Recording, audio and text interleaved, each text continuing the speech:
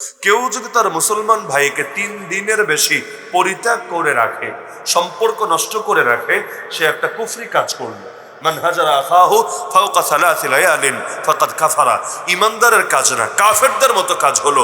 রাগ যদি হয়ও সর্বোচ্চ 3 দিন ছাড় আছে। এটা হলো ওই ক্ষেত্রে যেখানে শরিয়ার কোনো আলাদা উসুল নেই। মানে হলো যেমন ধরুন হারাম রিলেশনে কেউ আছে, সেখানে আবার এই হাদিস প্রযোজ্য করেন না যে সর্বোচ্চ 3 দিন সম্পর্ক থেকে দূরে রাখা যাবে, আর এই 3 দিনের পর 4র্থ দিন আসার আগে আবার সম্পর্ক স্বাভাবিক করে নিতে হবে, সেক্ষেত্রে প্রযোজ্য না। একইভাবে জালেম, যার জন্য শরীয়তের দণ্ড আছে, শরীয়তের বিচার আছে, ওইখানে আইসা আবার উদারতার, প্রেম আর মহব্বত আর ভালোবাসার বয়ান শুরু করেন না। কেন? কারণ যেখানে আল্লাহর পক্ষ থেকে সুনির্দিষ্ট বিচার আছে, যেখানে জুলুমের জন্য তার সাথে বোঝাপড়া আছে, সেখানে এটা না। এটা হলো ব্যক্তিগত কারণে, শরীয়তের কারণ না, কোনো জুলুমের ব্যাপার না। ব্যক্তিগত কোনো ভুল বোঝাবুঝির কারণে এক মুসলমান আর এক মুসলমানের সাথে সম্পর্ক নষ্ট করে ফেলেছে। সর্বোচ্চ 3 দিন পর্যন্ত রাগ রাখতে পারবে। 4র্থ দিন সর্বনিম্ন সালামটা হলে দিতে হবে। যদি দেখার পরে সালাম দিয়ে দেয় তাহলে আর এই পাপ হবে না, কিন্তু দেখার পরে যদি সালামও না দিয়ে মুখ ফিরিয়ে নিয়ে চলে যায়, অবশ্যই এই পাপ হবে। এমন একটা পাপ যেটা বড়ই জঘন্য এবং নবীর ভাষায় কাফেরদের মতো, কুফুরের মতো একটা কাজ। আল্লাহ হেফাজত করুন। তাহলে হিংসা বিদ্বেষ এমন একটা জিনিস, হিংসা বিদ্বেষ এমন একটা জিনিস, ওই সোমবার আর বৃহস্পতিবার আল্লাহ যখন অনেককে ক্ষমা করে, এদেরকে ক্ষমা করে না। এজন্য কোরআনে আল্লাহ দোয়া শিখিয়েছেন, লম্বা দোয়া, এর মধ্যে এই বাক্যটা আছে, ওয়ালা তাজআল ফি কুলুবিনা গিল্লাল লিল্লাযিনা আমানু। হে আল্লাহ, ঈমানদারদের ব্যাপারে আমাদের অন্তরে কোন ধরনের হিংসা বিদ্বেষ যাতে না থাকে। ওয়ালা তাজআল ফি কুলুবিনা গিল্লাল লিল্লাযিনা আমানু। আল্লাহ যদি দোয়া শিখিয়ে থাকেন তাহলে এটা কি পরিমাণ গুরুত্বপূর্ণ আমাদের জন্য। নাহলে এত কিছু থাকলে আল্লাহ এই দোয়া কেন শেখালেন? যে আল্লাহ ঈমানদারদের ব্যাপারে অন্তরে যাতে হিংসা না আসে, বিদ্বেষ না আসে, সেই তৌফিক দিয়েন আপনি আমাদেরকে। এমনকি এর আগের আয়াতে, এই দুটোই হলো সূরা হাশরের আয়াত 28 নম্বর পারা। এর আগের আয়াতে আল্লাহ জানান, ওয়া মান ইউকা শুহা নাফসিহি ফাউলাইকা হুমুল মুফলিহুন। অন্তরের সংকীর্ণতা থেকে যাকে রক্ষা করা হলো তারাই আসল সফল, আসল কামিয়াব। কারণ হিংসাও হয় অন্তর সংকীর্ণ থাকার কারণে। অন্তর যদি উদার থাকে, ঈর্ষা হতে পারে, ঈর্ষা, হিংসা হবে না। ঈর্ষা মানে হলো যে আল্লাহ অমুককে নেয়ামত দিয়েছো, অরও নেয়ামত রাখো, আর আমারও তুমি দিয়ে দাও, তোমার ভান্ডারে তো কোনো কমতি নাই। আর হিংসা হলো আল্লাহ অর্থারে তুমি সরায় দাও, আর আমারে তুমি দিয়ে দাও, ওর জীবন থেকে সুখ কেড়ে নাও, আমাকে দাও, ওর থেকে সম্পদ নিয়ে নাও, আমাকে দাও, ইত্যাদি। তাহলে হিংসার মধ্যে অন্যের জন্য ক্ষতি কামনা থাকে। যেমন নজর, নজরও হিংসা, হাদিসে আছে আইন হাক্কুন, নজর সত্য।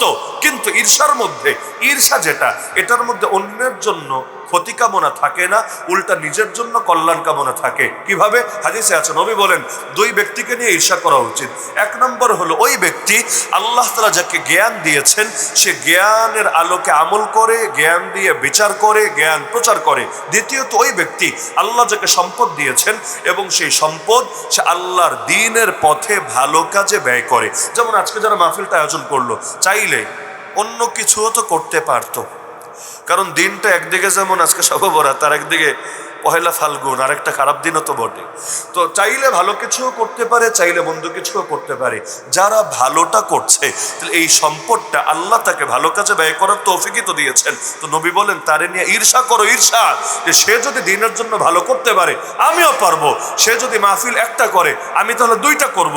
সে যদি তাহাজ্জুদ 2 রাকাত পড়ে আমি 4 রাকাত পড়বো, 6 রাকাত পড়লে আমি 8 রাকাত পড়বো। সে মাসিক রোজা রাখলে আমি তাহলে দৈনিক রোজাও রাখবো। এই প্রতিযোগিতা যদি করে কোনো লস নাই, আরো লাভ হবে ইনশাআল্লাহ। কিন্তু দুনিয়ার ব্যাপারে যদি করে যে আল্লাহর থেকে নিয়ে আমারে দিয়ে দাও, তাহলে ঝামেলা হবে। হিংসা আর অহংকার এমন একটা জিনিস, এগুলো আমাদের অধিকাংশ মানুষের সাথেই থাকে, তবে অধিকাংশ স্বীকার করতে রাজি হয় না এবং আল্লাহর কাছে ক্ষমাও চায় না। জীবনে কবে তওবা করেছিলেন, আয় আল্লাহ আমার দ্বারা অহংকারের গুনাহ হয়ে যায়, তুমি ক্ষমা করো? হয়তো জীবনে একবারও করেননি। কত পাপ থেকেই ক্ষমা চাই আমরা, কিন্তু অহংকার নিয়ে জীবনে একবারও ক্ষমা চেয়েছে কিনা একবার নিজের স্মৃতিটাই স্মরণ করে দেখেন। হয়তো অনেকের রাডারে কিছু ধরা পড়বে না, অতীতের কোনো স্মৃতি মনে পড়বে না। কেন? আমার ভেতরে যে অহংকার আছে এটা তো মনেই হয় না। প্রত্যেকে ভাবি পৃথিবীতে বিনয়ী 1 পিস থাকলে মাশাআল্লাহ আমি আছি, দ্বিতীয় কেউ নাই। এই যে নিজের ভেতরে অহংকার আছে কখনো মনে হয় না, এইটাই কিন্তু সবচাইতে বড় অহংকার। কারণ নিজের ভেতরে মনে হবে কেন, আমি তো নিজেরই সবচাইতে বড় মনে করে বসে আছি, হবে কেন? এমনকি অহংকার মানে খালি অন্যকে ছোট মনে করো না, এটা ভুল ধারণা পাবলিকের। নবীজি নিজে ব্যাখ্যা দিয়েছেন, অহংকারের এক নম্বর ক্ষেত্রই হলো সত্যকে প্রত্যাখ্যান করা। যারাই সত্যকে প্রত্যাখ্যান করে সবাই অহংকারী।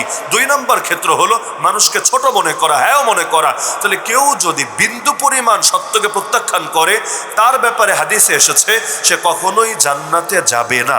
পুরো সত্য লাগবে না, কোন একটা সত্য, ছোটখাটো একটা সত্য কেউ যদি অস্বীকার করে, কোশ্চিন করলেও জান্নাতে যাবে না। মনে করেন বলল পুরো কোরআন মানি, খালি আলিফ লাম মিম আয়াতটা যেহেতু আমার বুঝে ধরে না, এটা মানি না, ওকে জান্নাতি না জাহান্নামী।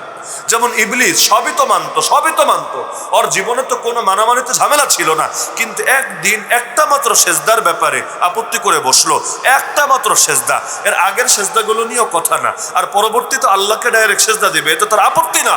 কিন্তু একদিন একটা সেজদা নিয়ে আপত্তি করলো, পরিণাম কি হয়েছিল সকলের জানা আছে। তাহলে কোনো সত্যকে অস্বীকার করার সুযোগ নাই। হ্যাঁ, না জেনে যতক্ষণ করে আল্লাহ মাফ করতে পারে, কিন্তু যখন জেনে গেল এটা হক, এরপরও যদি অস্বীকার করে ওরে অহংকারী বলে হাদিসের ভাষ্য অনুসারে। তাহলে বাংলাদেশে যত জ্ঞান পাপী আছে, যেগুলো জানার পরও বোঝার পরও ইচ্ছাকৃতভাবে হকের বিরোধিতা করে, সত্যের বিরোধিতা করে, সেটা যে কারণেই হোক না কেন, নিঃসন্দেহে তারা সকলেই বড় রিস্কের ভেতরে আছে দুনিয়া এবং আখিরাতে। কারণ অহংকার হলো আল্লাহর চাদর। আল্লাহ বলেছেন যে আমার চাদর ধরে টানা হেঁচড়া করবে, আমি ওকে উল্টামুখী করে নিক্ষেপ করবো জাহান্নামে। আল্লাহ অহংকার সহ্য করেন না। সব পাপের ভেতরও নিকৃষ্ট পাপ অহংকার। ইবলিসের পাপ অহংকার ছিল, ভিন্ন কিছু না। এমনকি জিনার চাইতেও নিকৃষ্ট। এই যে গীবতকে জিনার চাইতে খারাপ বলা হয়েছে না কেন? অনেক ব্যাখ্যাই তো শুনেছেন।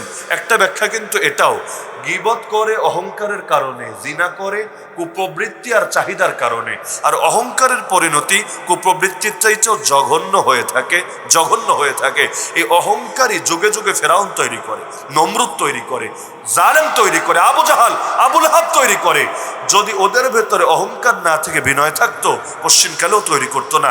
এমনকি কোরআন যারা পড়েছেন, জীবনে একবারও বুঝে বুঝে কোরআন পড়েছেন, একটা বাস্তবতা পাবেন, নবীদের সবচাইতে বেশি বিরোধিতা কারা করেছে? গ্রামের কৃষকরা, খেটে খাওয়া শ্রমিক আর মজদুররা, অশিক্ষিত মূর্খ সূর্খ লোকেরা না। দেখবেন নবীগণের সবচাইতে বেশি বিরোধিতা করেছে কিছু পাওয়ারফুল লোকেরা, এক শ্রেণীর পাওয়ারফুল লোকেরা, যাদের নাম কোনো যুগে ফেরাউন, কোনো যুগে হামান, কারুন, নমরুদ, আবু জাহাল, আবু লাহাব, উতবা, শাইবা। এরা কিন্তু এলাকার যেন তেন লোক না। অপরদিকে বেলাল কালেমা পড়ে নিচ্ছে, হুবাইব খাব্বাব কালেমা পড়ে নিচ্ছে, সুমাইয়া কালেমা পড়ে নিচ্ছে। এরা কারা? এরা রাজা বাদশা না, এরা একদম সাধারণ মানুষ। একদম কেউ গোলাম, কেউ এমন যার কোনো আত্মীয় স্বজনও নাই মক্কায়, একদম সাধারণ লেভেলের লোক। এরা মুসলমান হচ্ছে, কিন্তু অপরদিকে ওরা বিরোধিতা করছে। আচ্ছা, বাংলাদেশে চিন্তা করেন, এখনো পর্যন্ত যত নৈতিক অবক্ষয় হোক, এখনো পর্যন্ত গ্রাম বাংলার অধিকাংশ মানুষও আলেম ওলামাকে শ্রদ্ধা করে না বিদ্বেষ পোষণ করে? এমনকি নিজে তাদের সামনে কোনো বেয়াদবি করবে দূরের কথা, কেউ যদি বেয়াদবি করেও, আর যা করুক না করুক, ব্যক্তি জীবনে যত পাপ করুক না করুক, কোনো আলেমের সামনে কোনো বেয়াদবি হতে দেখলে সহ্য করে নেবে। ওই মানসিকতা অন্তত এখনো এই দেশের মানুষের তৈরি হয় নাই। এমনকি আমরা তো দেখতাম যে কোনো নেশাখোর নেশা করছে বা সিগারেট খাচ্ছে, কোনো একজন আলেম সামনে চলে এসেছে, নিচে ফেলে দিয়ে পা দিয়ে পিষে ফেলছে। বেপর্দা নারী কোনো হুজুর দেখছে, আস্তে করে মাথার উপর কাপড় দিয়ে চেহারা ঢেকে আড়ালে চলে যাচ্ছে। এমনকি আজান শুনলেও তার ভেতরে পাপবোধ জাগছে, মাথায় কাপড় দিয়ে নিজেকে আড়াল করার চেষ্টা করছে। এইরকম একটা পরিবেশ এখনো এই দেশের অধিকাংশ মানুষের ভেতরে আছে নাকি নাই? অবশ্যই আছে।